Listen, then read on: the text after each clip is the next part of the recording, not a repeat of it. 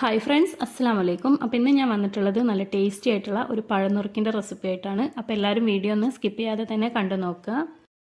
അപ്പോൾ നമ്മൾ നേന്ത്രപ്പഴം വെച്ചിട്ടാണ് ഈ ഒരു പഴനുറുക്ക് ചെയ്തെടുക്കുന്നത്. ഒരു മീഡിയം സൈസിലുള്ള പഴം ഇതുപോലെ ഒരു 3 കഷ്ണങ്ങളാക്കി ഇട്ട് കൊടുക്കുന്നുണ്ട്. അതുപോലെ ഞാനൊരു 6 പഴമാണ് ഇവിടെ എടുത്തിട്ടുള്ളത്.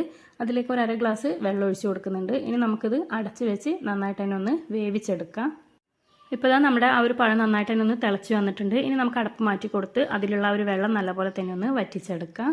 ഇപ്പോൾ നമ്മുടെ ആ ഒരു പഴത്തിലുള്ള വെള്ളമൊക്കെ നന്നായിട്ട് തന്നെ വറ്റി വന്നിട്ടുണ്ട്. ഇനി നമുക്കിതിലേക്ക് ശർക്കര ഉരുക്കിയത് ഒഴിച്ചു കൊടുക്കാം. ഞാനിവിടെ ഒരു 3 അച്ച് ശർക്കര ഉരുക്കിയിട്ട് അരിച്ചെടുത്തതാണ്, അത് ഒഴിച്ചു കൊടുക്കുന്നുണ്ട്.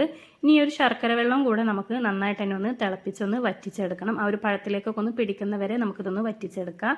അപ്പോൾ നന്നായിട്ട് തന്നെ ഒന്ന് തിളച്ച് വന്നിട്ടുണ്ട്. ഇനി ഇതൊന്ന് നന്നായിട്ട് തന്നെ ഒന്ന് കുറുകി വരട്ടെ.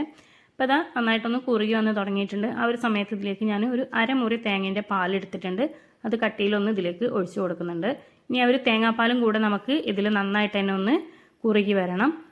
ഇപ്പോൾ നമ്മുടെ ആ ഒരു തേങ്ങാപ്പാലും കൂടെ ഒഴിച്ചിട്ട് നന്നായിട്ട് തന്നെ ഒന്ന് കുറുകി വന്നിട്ടുണ്ട്. ആ ഒരു സമയത്ത് നമുക്കിനി ഇതിലേക്ക് 1/2 ടീസ്പൂൺ ചെറിയ ജീരകം, 6-7 ഏലക്കൻ്റെ കുരുവും കൂടെ നമുക്കൊന്ന് നന്നായിട്ട് തന്നെ ഒന്ന് പൊടിച്ചെടുക്കാം.